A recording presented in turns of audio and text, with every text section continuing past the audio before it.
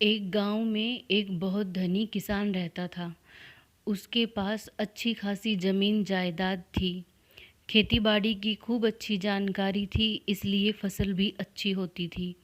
आसपास के गांव में खूब नाम था उस किसान का। किसान के 3 बेटे और बहुओं से भरा पूरा परिवार। एक दिन किसान ने पंचायत बुलाई और कहा कि मैं जीते जी अपनी जायदाद को अपने बेटों में बांटना चाहता हूँ, ताकि मेरे बाद किसी को एक दूसरे से कोई गिला शिकवा ना रहे।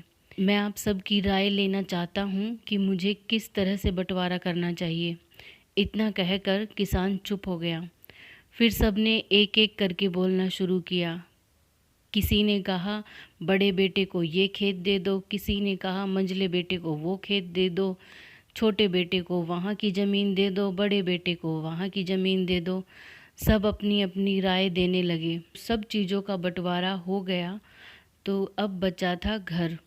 बड़े बेटे ने कहा घर बेचकर तीनों भाई पैसे आपस में बांट लेंगे।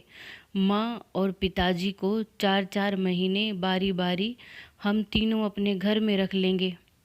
पंचगणों ने भी सहमति जता दी और कहा कि इससे अच्छा और क्या बंटवारा होगा भाई। अब तक चुपचाप बैठा किसान एकदम से बोला, मैं इस बंटवारे से सहमत नहीं हूँ।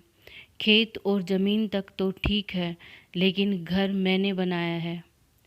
मैं तीनों को 4-4 महीने अपने घर में रखूँगा।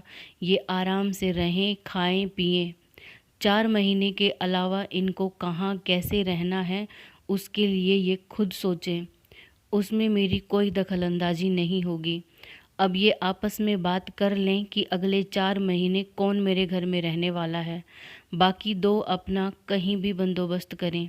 इतना कहकर किसान वहाँ से चला गया। तीनों बेटे जो अब तक बहुत बढ़ चढ़ कर बोल रहे थे, वो किसी से नज़र भी नहीं मिला पा रहे थे।